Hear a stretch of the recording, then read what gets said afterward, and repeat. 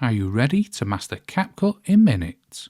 Whether you're a beginner or an expert, we've got you covered.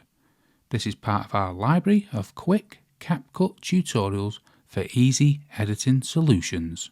And in this one, I'll show you how to smooth white bar transition in Capcut. So first things first, you want to add the 2 clips you want to have the white bar transition on. Adjust them to how you wish. Then come to transitions. You want to search out the comparison to. If you can't find it, type in the search box here comparison to. As you can see, this is a pro feature. I am looking at a way of doing it without the pro feature. However, at the moment, I only know how to do it this way. So drag the comparison to onto the timeline.